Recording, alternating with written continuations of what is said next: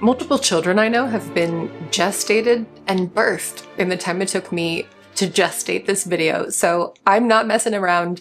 The pangs of labor have finally arrived.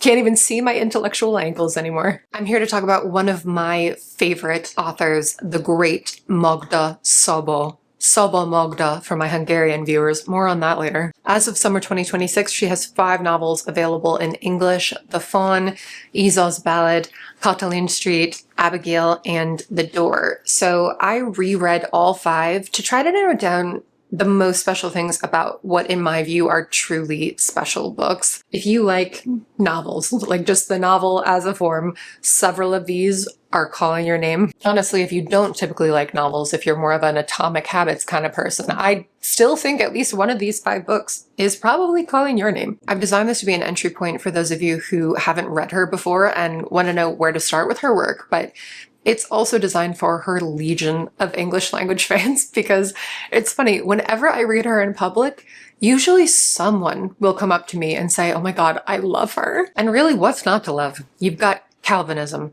you've got Communism, you've got a series of very prickly women, you've got devastating insights into national trauma and personal memory making. All the good stuff, really. And I want to say here at the top, something that makes her such a powerful storyteller is you can feel history serving the novel instead of the novel serving history. Characters are richly symbolic, and they're never primarily a way to make a point. There's just a lot of collective energy surrounding this author, and I want to channel some of it. But first, let's circle back to some basics. So Szabó was a post-war Hungarian author, and she published her first novel in 1956. Went on to publish many, many things, and so far, this small fraction of her work has been translated from Hungarian into English by Len Rix and George Szirtes. When it comes to what I'm the one sitting here reviewing this author, beyond my vast love of her writing, for those of you who don't know me, my name is Jennifer Jelinkova, and I'm a book reviewer who has a master's in Eastern European Studies, and I'm really a Central Europeanist, which means, practically speaking, I've studied more about Czechia, Slovakia, Poland, and Hungary than anywhere else in the region.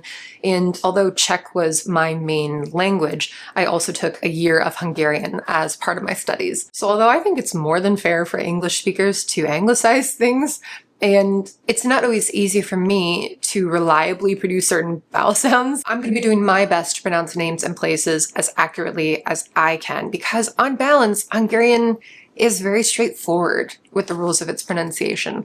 Of course, refer to any comments you might see from Hungarian speakers who are correcting me, but I'll be sharing a few tips as I go from the perspective of someone who's not a native speaker and has worked to get a little better at this. Also, for a foreigner at least, I have a pretty solid foundation in Hungarian 19th and 20th century history, and I want to bring that into the conversations about these books, starting with a crash course on a few key dates. Now, no need to panic. You don't have to memorize these. I'll be bringing them back up as we go through her novels, but here's what we're dealing with when it comes to certain major reference points you're going to be seeing in her work. I want you to hear a little mental ping when you come across these dates or events. Starting in recent days with the year 1000, when Stephen I, as you might guess, became the first king of Hungary. He represents Christianity defeating paganism. It's like the Dodgers winning the World Series. Like, is anybody actually cheering for this? Fast forwarding quite a bit, we have Hungary under the Austrian Empire, which in one form or another existed from the beginning of the 19th century to the First World War. If you've ever been confused as to why it's sometimes called the Austrian Empire and sometimes the Austro-Hungarian Empire, 1867 is when the change was made. It's when there was a compromise offered from Vienna to the Kingdom of Hungary to make the empire into a dual monarchy.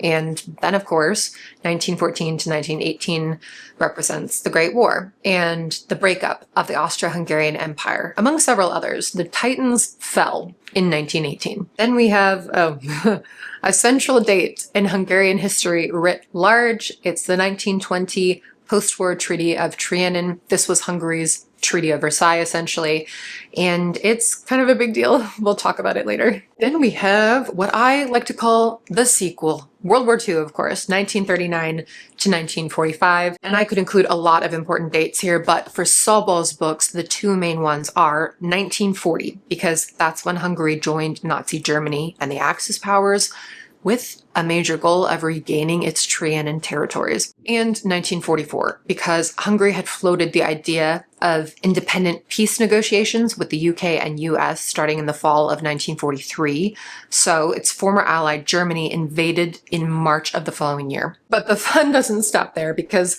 then we've got ourselves the communist period of de facto Soviet control. The Hungarian People's Republic lasted for 40 years, and I have just two moments to highlight for you here, both from the 1950s. So in 1953, we have the death of Joseph Stalin. It's one of the only cheerful things on this list. And in 1956, the year Szabó published her first novel, you have the Hungarian Revolution against Soviet rule. Again, there's no pressure to retain everything immediately. This will just be an ongoing guide. And with that, let's talk about some books, starting with a juicy one.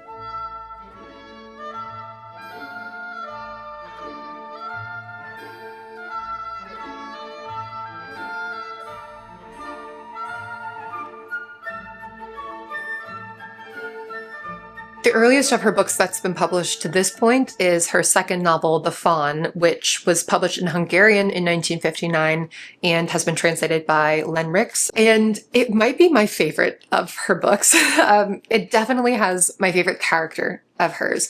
And I'll say that Szabó's writing gets even more vivid and layered as her career progresses, but the narrator of this one is like an event in herself. The whole book is an exercise in commanding first-person narration, which makes sense because the narrator is a theater actress, so her voice has the expressive range of a monologue, and then that's paired with the intimacy and interiority of the novel as a form. So our narrator is Ester, and if you see an SC together, you're usually dealing with Polish or Hungarian. And in Hungarian, an S followed by a Z makes the simple S sound in English. An S alone without a Z makes the sh sound in English. So that's why you'll hear me say Budapest.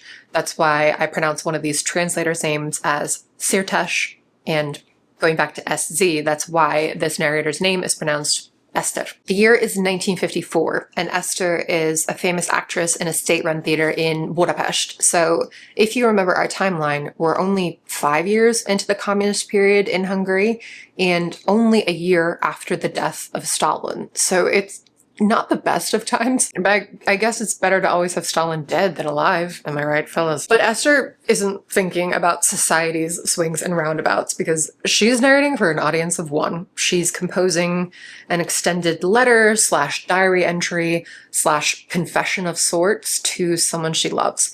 And you learn more about the person she's addressing as the book goes on. But even though her letter is born out of love, The Fawn always makes me think of an opening passage from Graham Greene's novel, The End of the Affair. The line is, "This is a record of hate far more than of love." Ester is a creature of resentment, and it makes for such a wild reading experience because any story she tells, even the ones that are pleasant on their face, can be turned into, and here's what I didn't like about that. She's incapable of nostalgia, self-centered, suspicious of others, and distant from all others, even the person she's speaking to. But something has happened that's made the actress in her want to play the part of herself for her listener, to play herself from the different eras of her life.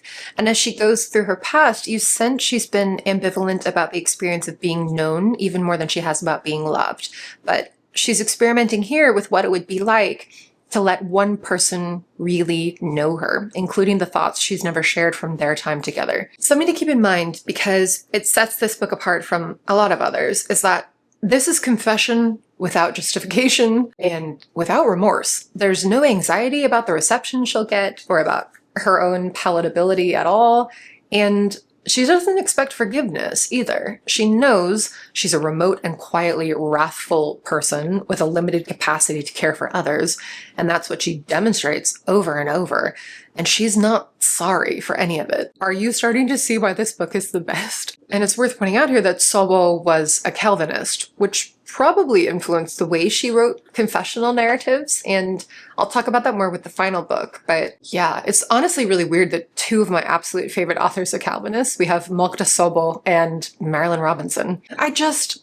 Admittedly, I'm ignorant about a lot of this, but to me, Calvinism is like if you took your garden variety Christianity and made it even just a little more batshit. But with those two on board, it's like, am I the one who's missing something? Anyway, like I mentioned, Esther takes her listener back through her childhood. And that childhood is one where poverty degrades the soul instead of ennobling it. She doesn't feel like she's gonna inherit the earth over here. Poverty impacts every relationship she forms to all the major people and places of her life. One of the first stories she tells is about a wealthy aunt who would periodically come to their part of town to benevolently gift her shoes. But the shoes were too tight, and because Esther didn't have others to wear, over time they deformed one of her feet. So in this case, she's been literally shaped by forces beyond her control, by the choices of the kind of people who get to make choices, which in interwar Hungary is a limited subset of people. It's through these kinds of memories that you see a coarsening of Esther's sensibilities, especially whenever money is involved. The feelings of others go out the window, and there's a really extreme case of that I won't get into, but if I did, you'd be like, wow. I can't help laughing whenever I think about the scene that to me is the book's most iconic, and it's a novel filled with these kinds of scenes, so I promise I'm leaving plenty for you to discover. But her nemesis is a girl named Angela.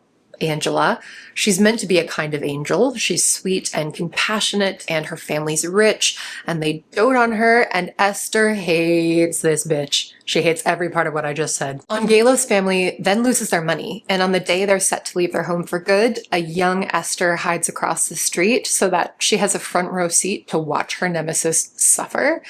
But when Angelo comes out and steps into the carriage, she seems relaxed and at peace even, and Esther starts sobbing. She's distraught that she came out here at the crack of dawn to watch this girl break down, and instead she's still content with her life. Like, how dare she? It truly is a describe a character in one story kind of prompt. This scene gets me where I live. A quick note about the form, because both times I read this, I started off confused, like really confused for a chapter or two, and that's because she's talking as though her listener knows the people and places she's referencing, which of course they would, but as the reader jumping in the middle, there are a lot of names and unexplained details that are tossed out there. For the record, in the hands of a really good writer, this is really good writing, because the alternative is jarring when you feel like a character is suddenly giving you exposition their in-universe audience wouldn't need. But all this is to say, you can let the first part of the book wash over you and know that things will fall into place as the story continues, which I know is simple advice to give, but for some people there can be that anxiety if things are feeling a little too jumbled at the beginning of a book, and this one does start coming together quickly. Lastly, let's talk about how this novel handles the presence or the absence of history or of recent events, as I guess they would have been in Szabó's time when she was writing in the 1950s, because the book tracks a significant period. Esther is born in 1928, so 10 years after the Great War. She's 16 in 1944 when the Germans occupy Hungary, and then her acting career takes off under the new post-war communist regime. So, as a young woman, she's already lived in several drastically different Hungaries. And for a lot of narrators, that would be a fundamental feature of their personal stories, that seismic level of societal change. But that's not how the Fawn feels. Like I said, it's a monologue of such interiority that if you're not looking for the historical details, they can fly right by you. And that feeling of distance also comes from something I mentioned before, the fact that her pre-war poverty has made her indifferent to the chaos and suffering of others. She's not that precious about her own suffering either, to be fair. Her mission is to survive. She's gonna look out for herself, keep chugging along. Yes, she'll star in a play and take her final exams in the middle of Allied bombing. Yes, there's a new regime now.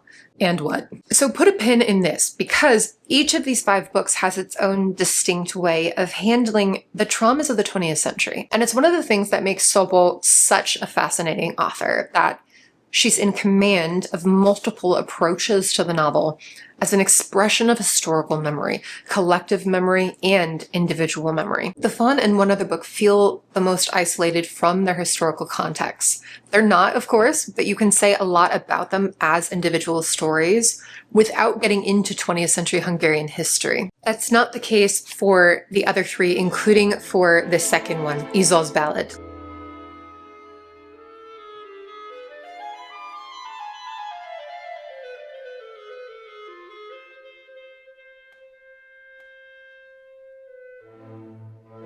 Is such an understated book. It has this kind of quiet desperation to it. To me, it's the saddest of the 5. Like, if I made a video only recommending super sad books, this would be one of them, because there are moments in here that make me feel almost spiritually heavy. This was Szabó's 5th book. It was published in 1963, so 4 years after The Fawn, and George Szirtes is the translator for this one.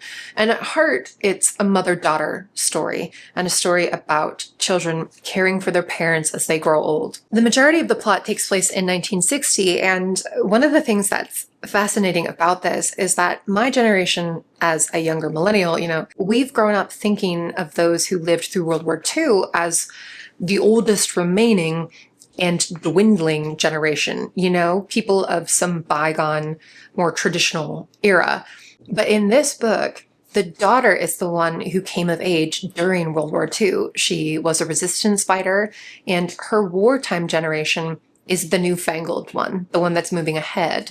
And her mother's generation, those born at the end of the 19th century, is the generation of old folks being left behind, the ones who are slow and uncertain and can't keep up with this changing post-war world. And this is a major reason Youúú's mother is rarely referred to by her name, including in other characters' thoughts. The book usually calls her the old woman. Compared to the Fawn, elements of history are more present and felt here, although it's nothing compared to what we'll see in the next 2 books. But even though Youúú's experiences during the Second World War are really only referred to in passing, this role she played as a resistance fighter informs so much of her character as we experience it. Her stoicism, her decisiveness, her need for action, her clarity of morals that also keeps her from seeing the muddiness of some of her own motivations. So Youúú is our civilian soldier, and she also represents the post-war period of advancements, or at least of rapid change, of cities and towns being rebuilt and modernized, of women, both married and unmarried, working outside the home and having relations outside marriage, innovation in areas like medicine and transportation and advertising. And the communist presence is mostly unspoken here, but as a character, Youúú is infused with the communist imperative to live for the future, to build the future. But her mother has no clear place in this future, and that's the heart of the tension, because Youúú's father dies first, and she decides to move her mother out of their smaller hometown into her apartment in Pest. Budapest as a city has 2 distinct parts. You have Buda up in the hills, and Pest is lower and flatter across the river. So that's why you might see a truncated city name like Pest in a book like this. The question becomes, how do you care for an old person outside their familiar places and their familiar context? And it's a question that's existed ever since the world's first adult child moved away from home, but it's one that became relevant on a broader scale like never before in the 20th century, and that's a trend that's continued in the 21st. Youúú's mother has no meaningful routine in Pest, no community, no purpose. Youúú thinks it's her job to keep her mother comfortable in the sense of letting her rest, but what her mother wants is to be needed. She spent all the days of her life working for others, and now, over and over, she's made to feel obsolete and like she's not helpful even when she's trying to help. That trying actually makes her more of a burden. The book mostly fluctuates between their 2 perspectives, and you really see where the miscommunications and misunderstandings come from and how they flourish between 2 people who love each other and have a strong sense of duty between them. Youúú often ends up hurting her mother in ways that feel circumstantial, even unavoidable maybe, or at least that's how she perceives them. There's a scene where she's working at her medical clinic and she refused to take a raincoat with her earlier that morning, even though her mother suggested it.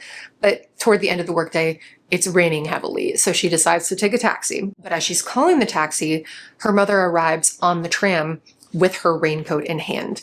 And Izo can see that her mother was overwhelmed by crossing all those unfamiliar streets and cramming herself into that crowded tram ride, but that she did it because she was determined to get there to protect her daughter from the rain. The scene then shifts to the mother's perspective, and you feel how deflated she is when she realizes her daughter didn't need her efforts after all. She solved everything herself, like she always does. And of course, as a parent, you want your children to be able to solve things for themselves. But once again, her worry was for nothing. Her care was for nothing. And even when she was so sure she had a momentary purpose, she ultimately served no purpose. I'm actually getting upset, like, thinking about this scene. I hope you're getting the sense that this is a novel filled with these very precise psychological insights, and the pacing is the most unhurried of these 5 books, with the most detailed descriptions of its settings, and that's often because you're seeing them through the old woman's eyes, and she feels tethered to her town and present in her town in a way that makes the moments of reflection feel unwelcome to her. She's like Izo in that way. She wants to be doing things, not thinking about them so much. And that's one of the hardest aspects of old age for her, is the rumination. It's interesting, there's a section in the middle about Izo's ex-husband with his whole backstory. And even on a second read, I wasn't sure if it was needed. His perspective is necessary to the book, and you see why that is toward the end. But the writing in his focal section is just a bit duller and more hurried, almost out of rhythm is how I would describe it. And also exposition doesn't often have that expository feeling in Szabó's books, but here it does. And I think it's one of the main clues that this was an earlier novel of hers. Separately, for any of you who have read this, or if you're going to read it, in Szirtes' introduction, he claims the book doesn't condemn Izo. And I agree with his overall assessment that the book has compassion for her too, and plenty of it. But I think there is some condemnation there, ultimately. I think the mother is more of a protagonist than Izo, subtly so, but I was pretty convinced of that by the end, where Szirtes isn't. So whether you've already read this, or if you're coming back to the video, now having read it, I want to know where you fall on this. Is there a harsher judgment of the daughter? Or am I just projecting because I forgot to get a Mother's Day card this year? I did donate to her local food bank though, which I know she appreciated. My mother doesn't even watch my videos. I would say Izo's Ballad is haunting because of how mundane it is. Almost all of us can relate to it. And if you can't yet, you will. It's about the loss of dignity in the old, the loss of patience in the young, and how these things don't necessarily stem from individual failings. It's more a question of how compatible the day-to-day lives of adult children are with the lives of elderly parents. It really is such a sensitive book on a very moving and delicate set of topics. I really am like bumming myself out with this one. Let's move on to the Holocaust.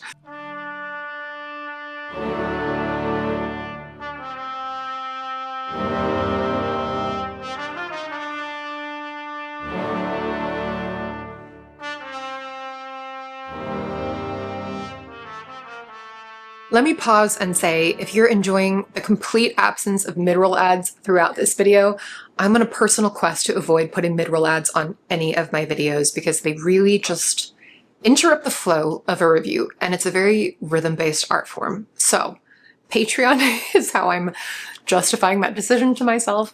And if you're interested in supporting the mission, you can check out the Patreon to see if it's for you. That's where I share videos that are more about my personal reading life. And I also have a Ko-fi page where you can do something that's more like a one-time tip. And since self-promotion will never be a strength of mine, let's quickly get back to the books, please God. I did it though! I did it! I'm making myself do it. I think it's good for my confidence to be open about how much those sources are helping me continue to do this. Our middle book is something else, and it's another Len Rix translation. It's called Katalin Street. Katalin is the Hungarian equivalent for Catherine, and you might be noticing that an A with no accent in Hungarian is darker than the A sound in a lot of other languages, and Rix gives the suggestion to make it sound like the A in words like Baltic or salt. So that's why I'm pronouncing words like Magda and Katalin the way I am, but truly just say Katalin Street if that feels more natural. It's not wrong for English speakers to anglicize things. I always think of Andy Roddick being criticized for some of his tennis player pronunciations, and he would say, well, I am really trying and I know it's important, but also to the French, I was always Andy Roddick. Now, an A with an accent sounds a lot more like the familiar A in other European languages, and there's a character in the next book named Ballad, for example. So contrast Ballad with Magda. But yeah, the darker unaccented A was one of the hardest things to make my mouth do in Hungarian class. This was originally published in 1969, so 10 years after the Fawn, 6 years after Izol's Ballad, and it's the one I feel I overlooked most on a first reading because I did love it then, but I think after reading it again, it's like, this is the novel of hers I would recommend most people start with. It is such a phenomenal book. And of the 5, it's the one that deals most directly with World War II and the Holocaust. It takes that quality Izol's Ballad has of focusing on a few select families, and it envelops those families in more explicit historical questions. So I want to help anchor you in some of that context. I'm not on TikTok, but I heard that people over there were calling this the perfect ghost story, and I really agree, because it centers on 4 children from 3 different families who all live on the same street before the Second World War. And we move back and forth in time through the memories of the living and the dead, because you learn early on that one of these 4 characters is dead, and she can walk through her memories physically in ways the others can't. We have the 2 daughters from the Elikesh family, Irene and Blanca, whose father is a school headmaster. Then you have Bálint, the character I mentioned before, who's the only son of a military man, a major. And then you have the youngest, Henrietta, whose father is a dentist. And I mention those professions of headmaster, major, and dentist because Szabó is intentionally painting a picture of an ordinary street in interwar Budapest. These are prosperous people compared to the rest of the country, and they're educated, but they aren't the ultra elite. One of the most successful things about Katalin Street is how varied it is without being disorienting, and how fluid while still being contained. You're jumping to a bunch of different times and different places, from third person to first person, from recurring major characters to side characters you'll never hear from again. And all of it, all of it feels clear and purposeful. And years ago now, I made a video talking about how much I value an author's command and finesse. Command and finesse? Like, inject them straight into my intellectual veins. If there is a primary character in this ensemble cast, I would argue it's Irene, who's something of a spiritual cousin to Esther and Izol. There are these no-nonsense, emotionally restrained women throughout her books, and I think of it as Szabó being very good at writing about people who are informally tasked with keeping society running, but who, on a personal level, are constantly in their own way. All 4 of the original children have their roles to play here, though: Henrietta, Bálint, Blanca, and Irene. And it feels like more than 4 characters because of how you meet them out of order at different points in their lives. And that broken continuity of self is part of the larger story here, the story of total rupture. The only one with a cohesive sense of self is our ghost, because she never got to live a post-war life. This is something that will come up again for the next book, and it's part of our timeline, that the Holocaust came much later to Hungary than to the rest of Europe because of the situation with Hungary's alliances. So Germany only invaded in the spring of 1944. And it's one of the reasons Hungary to this day still has a much larger Jewish population than its surrounding countries. But when Germany did invade, it was swift and practiced. There was no ramping up to mass extermination. In March of 1944, extermination was suddenly upon Hungarian Jews. And that's not explained in the book, but it's something you'll be able to feel. There's a critical scene here involving a children's play, where the four children are given different roles as the Kingdom of Hungary itself, and as its defenders and its enemies. And I feel strongly that you don't have to know any special historical details to read her books. You can pick up on a lot of things just using general 20th century knowledge and your emotional intelligence. But if you're taking the trouble to watch this video, I want you to come away from it understanding some of the nuances of this scene and other scenes throughout her books that you might not pick up on without knowing more of Hungary's history. So, I apologize to Hungarian viewers for having to simplify certain things, but to keep this all pretty brief, the kingdom/nation of Hungary has always had a chip on its shoulder of sorts, well before 1920, in part because Hungarian isn't a Slavic language, and it's not actually an Indo-European language, it's Finno-Ugric. And just a small example of the way this is glossed over is that Hungarian names are actually given with the surname first, like plenty of other non-European languages. This author is Szabó Magda, but when they're translated, she and all other Hungarian authors are just assumed to have European-style names, which is why I refer to her that way, to avoid confusion. That's what we all see on her translated book covers. But it's a little funny, right? Because we make that adjustment for plenty of other languages' names, but not this one. And it's a subtle flattening of culture, I feel. So rewinding here, Hungary was part of the Austrian Empire for many years, and up through the days of the empire, there was this enduring duality to things, where Hungarians felt that both their language and ethnicity were always at risk and vulnerable to being swallowed up by mostly Slavic languages and peoples on all sides. And also, they felt their language and culture were far superior to those of any Slavic peoples. And this is why, even before the dual monarchy, when the Austrian Empire became the Austro-Hungarian Empire, Hungarians often teamed up with the empire's Germans to subjugate Slavs. Because from their perspective, any Slav would be far luckier to speak German or Hungarian than whatever backwater, uncultured language they were cursed with, all right? So there's that. A lot of complexes come out of these complex multicultural dynamics. And I always say, if you're not from the region, you'd be amazed to know just how many different superiority complexes there are in such a small space, probably only rivaled by the island of Manhattan. Hungary, with its enduring talent for choosing the wrong side, was one of the big losers of World War I. So in 1920, with its own post-war Versailles treaty, the Treaty of Trianon, cue the Jaws music, the previous Kingdom of Hungary lost 2/3 of its territory, all right? 2/3, meaning millions of ethnic Hungarians and Hungarian speakers were now technically living in other nations. And I won't get into how Viktor Orban used this to expand transnational voting rights in the 2010s, but suffice to say, these things live on, these ideas of a greater Hungary beyond its current borders. And in 1920, when this post-war treaty had just happened, the material loss was enormous. The loss of influence on a regional and international scale was also enormous.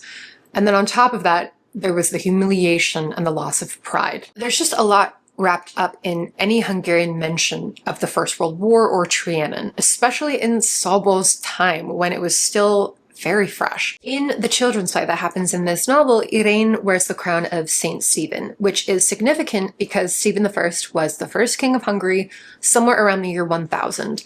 And what's important to know about him is that he was Christian, and the succession battles he fought against his relatives were against those who supported paganism. So he represents Christianity defeating paganism. If you look at the course of history, somewhere, some fun-loving Lithuanian is always being overpowered by some monotheistic drag of a Pole. So fast forward 1,000 years, Viktor Orban and his party Fidesz come to power in 2010. And in 2011, they adopt the first fully new Hungarian constitution since 1949, the Communist Constitution. And that 2011 constitution, which is also called the Fundamental Law of Hungary, opens with the following. We, the members of the Hungarian nation, at the beginning of the new millennium, with a sense of responsibility for every Hungarian, hereby proclaim the following. We are proud that our King Saint Stephen built the Hungarian state on solid ground and made our country a part of Christian Europe 1,000 years ago. Again, I'm keeping things as quick and dirty as I can, but that is quite loaded. All nations do this to some extent. Eastern European nations seem to do this in an especially unsubtle way at times, where they like to pick a date in the distant past and say, see, this is who we are as a nation and who we've always been. And anything divergent before or after that is an anomaly and not the real nation. Paganism, Judaism, 150 years of Ottoman rule. I don't know her. It's a similar type of enforced historical amnesia to what you see in Spain, although in the Spanish case, that was 800 years of Islamic rule. That is some forceful and enduring marketing to pretend that didn't happen. Linguistics doesn't lie, though. I see your ojalas and your aceites. What am I working up to here? All right. In the children's play, in Katalin Street, you have three major theses being presented. 1. The true Hungary is a Christian country founded on the principles of Saint Stephen. Note that one of the children acting in the play is a Jewish child. 2. As a country, we stand proudly alone. And 3. Our natural and rightful glory was stripped from us unjustly, but the true greatness of the Hungarian kingdom will be restored. That's what's being communicated by the character who wrote the play. So when you read this scene, notice how Szabó presents and complicates these theses here and throughout the book. And we'll see this kind of nuance from her in the next book too, because she was willing to do something that was deeply unpopular in her time, but a little less unpopular with the communist authorities, which was to question Hungary's accepted national story. Oh, and I almost forgot, when you see a reference to the arrow cross in here or in any of her books, that was Hungary's fascist party of the 1930s and 40s. An arrow cross mentioned anywhere is a big old yikes. Katalin Street also has the most focus on 1956 of any of her 5 books, and I'm really curious if she ever wrote more directly about those events in her novels that haven't been translated into English yet. But going back to the timeline, in 1956, there was a massive revolution against Soviet rule, and this revolution was repressed quite ruthlessly and violently. Actually, Time magazine's Person of the Year in 1956 was the figure of the Hungarian freedom fighter. That's how much international coverage this got as the first of the major Eastern Bloc uprisings. And this novel doesn't center those events, but a pivotal scene takes place during that 2-week period of the revolution. The overarching story of this novel is an emotional story of people who are trying to live in the past. These are characters who feel like the clock stopped on a certain night, and that afterwards all their lives were placed on the wrong timeline somehow. And you see some of them adjust and make radically different decisions in this radically different timeline, but most can't. They try to force themselves to live the lives they expected to have, even when the feelings that drove them in the pre-war era are now gone. It's a story of displacement, because even for those who survive the war, they're unable to return to Katalin Street. They're forced into another neighborhood of Budapest. And the book represents this on a literal level, as though they were taken from the place where their shared memories reside, and that only the dead, frozen in time as they are, can access the authentic places of the past, because the past is their only present. But everyone else is repeatedly and unsuccessfully mapping the past onto their unwelcome present. Death is the ultimate rupture, but the living are the ones who are faced with new and ongoing ruptures. And what's so effective here is Szabó is inviting you to multiply in your mind, to notice how dramatically these deaths on this one street impact the characters who live on, and how dramatically out of place they are now, even living in the same city. And because this is on such a small scale, you get just a glimmer of the magnitude of what she's writing about, of an era of much more drastic expulsions and of so many more deaths. She leaves you with the questions that haunted societies following World War II, questions on an individual, national, and continental scale. Can we take the dead with us, or are they just gone? Could we have done more in the face of catastrophe? How do we go on living the lives we're now presented with? How do we live on with fewer choices and worse choices laid before us? And now that control has been exposed as the grandest of illusions anyway. There is no going back after the scale of this, and Szabo shows the wretchedness of those who think they can return to the past in any meaningful way, while also showing real empathy for why they need to keep believing they can return somehow. It's just an excellent book, top to bottom. I have no idea how she accomplished so much in 230 pages. It's like mind-blowing and mind-bending to me. So consider this a strong candidate for where to start with her.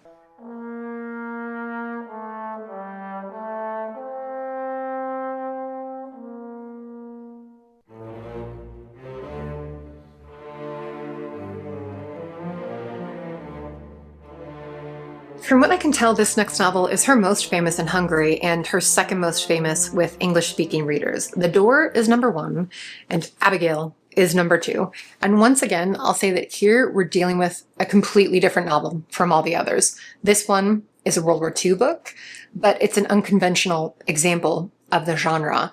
And by that I mean, it's not unconventional in the way Katalin Street is. Abigail is a straightforward story, and it's more propelled by plot. But it's unconventional in perspective relative to its subject matter, because the Katalin Street characters are in the thick of history and its aftermath, but for the protagonist of Abigail, history is peripheral until it's not. Especially in the beginning, this has a similar feel to Louisa May Alcott's Little Women. Years ago, I made a video on that book where I talked about how you could be forgiven for forgetting that the American Civil War is happening for the majority of the story, because it's about the domestic concerns of a family where the father is off at war. War is alluded to sometimes, but it's off stage. Abigail starts in 1943 in Budapest with a girl named Gino, who's 15 and whose father is a general in the Hungarian army. Gino's mother died when she was young, so her father and her French governess are her whole world, and she's theirs. You can really feel that this is a household filled with love and trust. But the story begins when that trust is broken. First, when her governess goes back to France, and then even more so when her father sends her to boarding school with what feels to her like a little warning. Side note, the Hungarian pronunciation of the full name here is Georgina, so that's why I'm saying Gino. But as I've mentioned, it's not incorrect to say Georgina or Gina if you're like struggling to say it the way I am. And that's especially true because in this translation, Rix anglicizes certain names like Edith and Susanna and Abigail anyway. It's worth spending some time on the opening line because it's brilliant. It's her best opening line, I think. The change that came about in her life robbed her of so much. It was as if a bomb had destroyed her home. Lot going on there. It's a lesson in establishing perspective quickly because this is a teenage experience of the world. There's the passive quality of a change that came about. An ill-defined force is what's robbing her of the good things in her life. The drama is at a high pitch. But that's the emotional truth of it for a 15-year-old girl, that there are these big things happening she can't control that feel like they're life-ruining. And it's a sentence that could come from a teenage perspective in a lot of novels, but in this novel, we soon gain the context that we're in Europe in 1943, and it's a bit of a shock to see her using the language of her home being bombed metaphorically. That tells you so much about the Hungarian trajectory of World War II and how it differed from that of its neighbors, because no 15-year-old in 1943 Warsaw or Minsk or Kyiv is going to be saying their governess leaving them was like a bomb being dropped on their home. So an adult reader will know that World War II is in full throttle and that our protagonist has little understanding of that and very little sense that this should be impacting her life. She notices some shortages, some rationing, but up to this point, the elite social gatherings at her aunt's house have continued, the teas and the dances and the soirees, and her father, the general, is still at home with her. And that's because, as we've discussed, Hungary joined the Axis powers in 1940 and wasn't invaded by Germany until March of 1944. Katalin Street's main event of 1944 is the arrival of the Holocaust on that street. But at first, the main emotional event here is Greene feels like her beloved father is abandoning her. He rips her from their life together in the capital and takes her to this fortress-like Calvinist boarding school in the easternmost part of the country. And it's funny to see it portrayed this way because in the book, the city is called Alcott, but it's modeled after Debrecen on the Great Hungarian Plain where Szabó was from. And she was very fond of Debrecen. But compared to Budapest, the basic geography is totally different there. The weather, the culture, the religious influences, and then in the school itself, life is rigid. Every aspect of Greene's daily life is now predetermined and regimented and monitored. In any boarding school book, the school is a world unto itself. And that's why boarding schools are such a satisfying setting for young readers in particular, because it makes a school the center of the world as the book knows it. And again, this setting is one of the elements that makes Abigail such an unusual entry in the World War II genre, because so much of the focus is on Greene's social struggles. She makes a serious mistake early on, and her classmates shun her for it. And it is devastating to read. Even as your brain is saying, it's 1943. How can you be this upset about a girl not having any friends? But I don't know. Compassion is an endlessly renewable resource, and the stress of being ostracized has this immediacy to it. Szabó is showcasing two parallel truths at once, that there's much larger devastation to fear and it's coming, but also that it's a loss in itself that war forces this broader perspective on a human life when it should matter whether or not your classmates are nice to you. You know, that's not actually an immaterial thing for a 15-year-old. But war has the power to make it small. Abigail is maybe the truest hybrid I've read of a YA and an adult novel. And I do actually have to explain that because in an English language context, that almost seems to imply that like there's explicit content, because that's the only way we really like adultify YA books anymore, it would seem. That's not fair. I shouldn't say that just because I read a lot of romantasy. But my understanding is that this book is regularly given to young readers in Hungary, and that's not really how it's marketed in foreign language territories. And both those things make sense because so much of what really good YA is about is capturing the overwhelming intensity of feelings at those ages on the precipice of becoming an adult, when your bursts of anger and jealousy and frustration will soon have adult consequences, but most often they don't yet.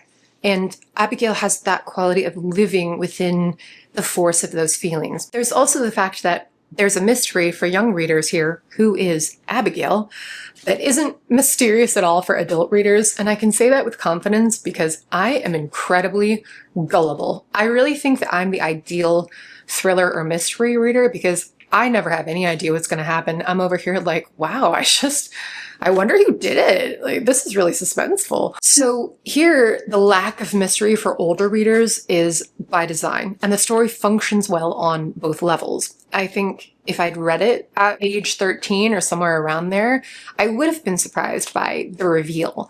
But as an adult, it lends even more pathos to the worldviews of Greene and her classmates and the things about the adult lives around them they can't perceive. Szabó takes advantage of the linear structure to build the tension, and even on a second read, the suspense was really getting to me toward the end. The way the narrator adds more and more asides from the future as you witness the war encroaching on these secluded lives.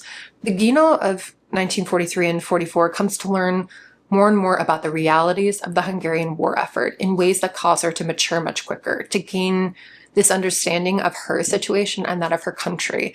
And that dawning of awareness is always such a powerful feature of a Bildungsroman, but that still only happens up to a point. And Szabó plays with the fact that Greene consistently thinks that she's more mature and more aware than she ever actually is. And going back to my little history segment, there's a character in here who's compared to Saint Stephen because he's seen as the perfect patriotic Hungarian man. And it's interesting to see how he's framed throughout the course of the novel. It's all so good. As I'm describing each one of these books, I keep getting to this place where I'm just like, you know what? This is just really good. And that's that on that.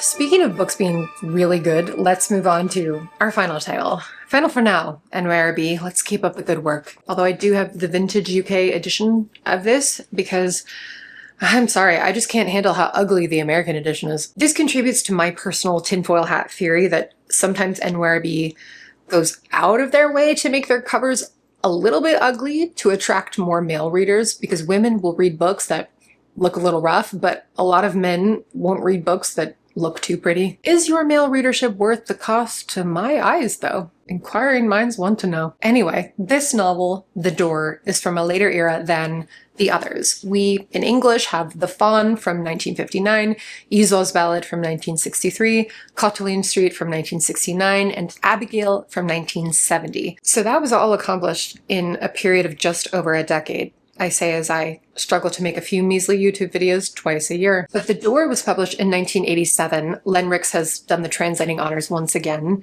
And it's a height of her powers situation. I think of this as her Persuasion, because it's the combination of talent and work and maturity that gives us this book. I know of a few isolated people who don't like The Door, and I'm aware of how you can feel like you're haunted, despised, living like an animal when you don't like a book that everyone else loves. I mean, I've been there. But I will say, if you don't like this book, happily, you are almost alone. Just as an entry point, because this is a hard book to talk about.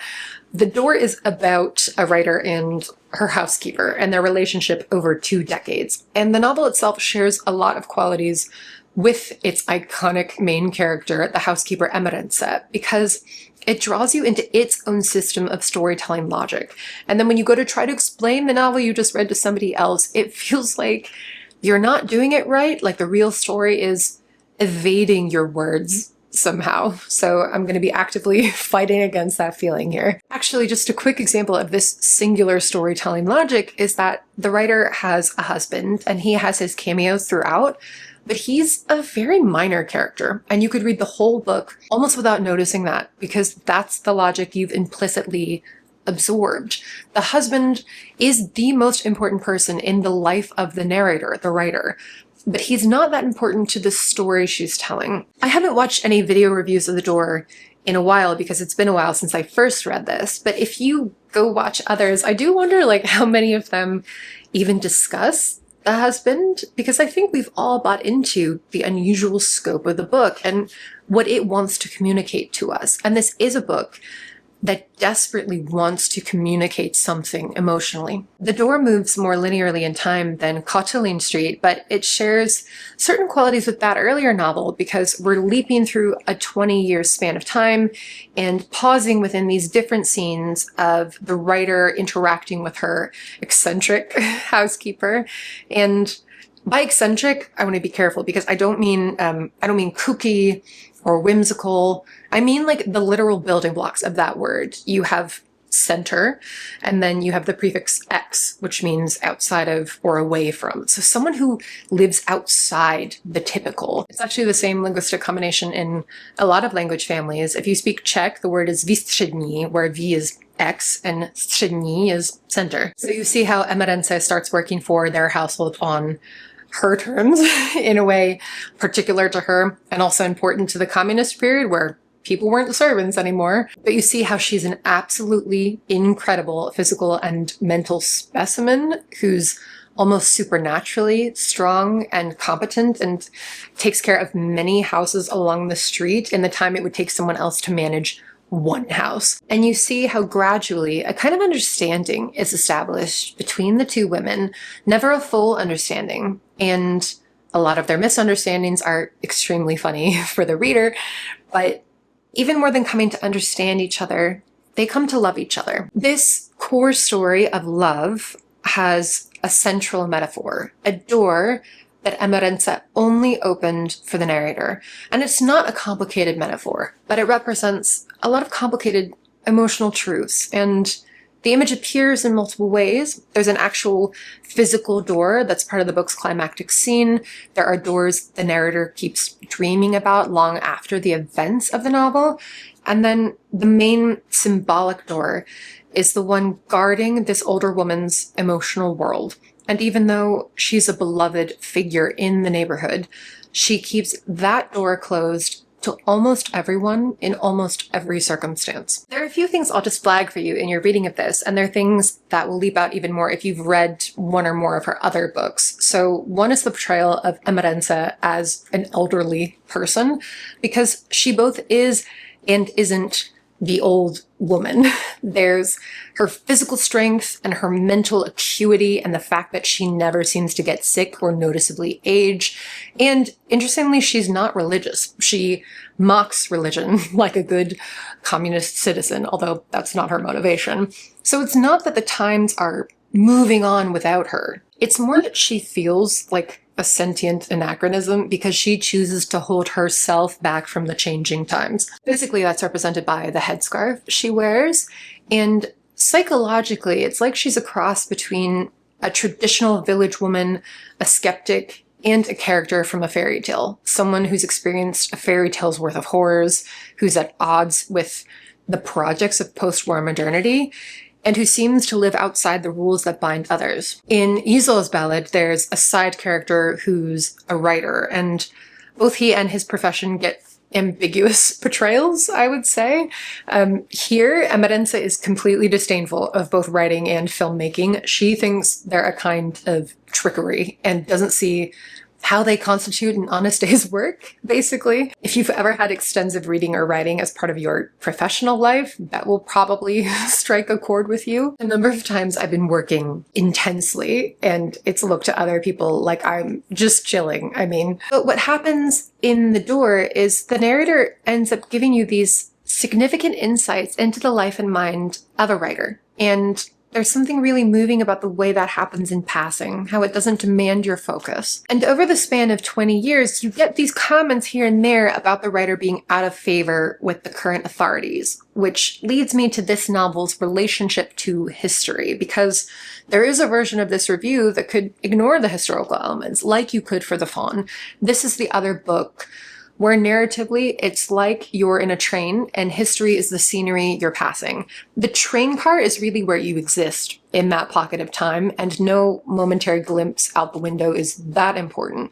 So you could spend a whole review just talking about the interpersonal dynamics of the writer and the housekeeper, and you'd still get a lot out of that review. You'd get the most important things, I'd argue. I know when I read The Door for the first time 6 years ago, it was my first Szabo, and there was a lot of scenery I passed I didn't notice, but when I rode the train this time, I was like, wow, look at all this nature we've got going on here. So again, my invitation, if you read this, is just to notice how so many topics from the other books appear in flashes in this one. The old empire, the world wars and the Holocaust, the transition to communism and communist-era censorship, rigid class hierarchies, city life versus village life, all of it. I'm unpinning something from the beginning of the video now. I want to go back to Szabó's Calvinism and how she approaches confessional narratives.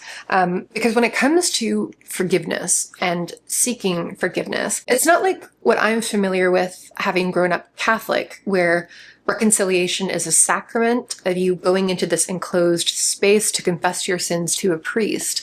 And he gives you your penance, which is usually a series of prayers, maybe fasting if you're old school.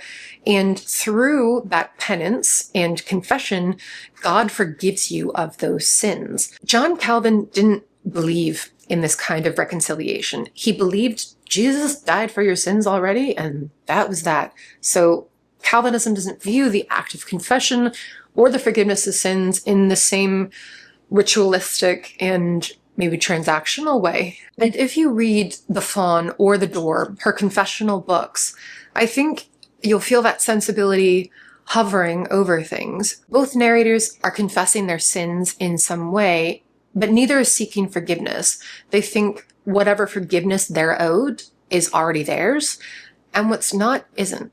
And they can't earn more than they're owed. But this narrator, Magda, is nothing like Esther or Isol as a character. She's racked with guilt. And the contrast with Isol's Ballad is really stark because that book uses a more distant third-person narration and treats the old woman and her daughter with a lot of compassion. But in my view, the condemnation of the daughter comes from the fact that she's almost overly compassionate of herself. She refuses to think of herself as anything but dutiful. And because of that absoluteness, the reader's almost invited to question her interpretation. And here you have the same result for the opposite reason.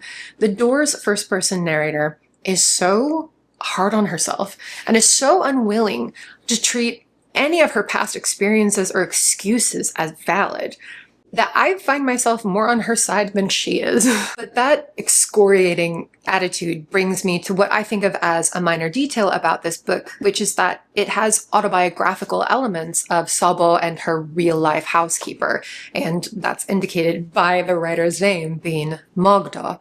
But I say minor because it doesn't feel like autofiction in the way we think of it now. It doesn't really impact the reading experience, in my opinion. You don't need to know this detail, and it doesn't change much to know it retroactively. However, I do think it helps explain two main things. One is how uncompromising the narrator is with herself, and the other is what I mentioned earlier, that you can sense this is a book that needs to communicate its underlying, driving feelings. And the force of that need is palpable and is part of the strength of the novel in the end. Obviously, when you think about the central metaphor, there's this resonance that you make yourself vulnerable when you open your inner door to anyone. Even as I say that, I'm thinking about a bad friend breakup I had, and it felt so bad because I'd opened that door. Right? But this book is really examining the other side of that transaction. It's examining what it means for someone to open their door to you, the gravity of that, the responsibility of it. And that's why the narrator is suffering in the retelling of these events, because she both did and didn't understand the responsibility she was carrying. And she feels the full extent of it in hindsight, when she can no longer do right by the person she loved. It's always struck me as such an unusual book. It's strange in the way it mixes the comic and the tragic. I remember how funny I found The Door the first and second time I read it. There are these scenes that actually make me laugh out loud. And that's always been one of the reasons I've recommended it. But I will say, this third time, the novel as a whole felt much darker to me, and I felt less lighthearted than I had when I'd finished it before. It's also very unusual to see this degree of love represented when it's not between romantic partners or friends or family members, when it's someone who doesn't fit into a clear category.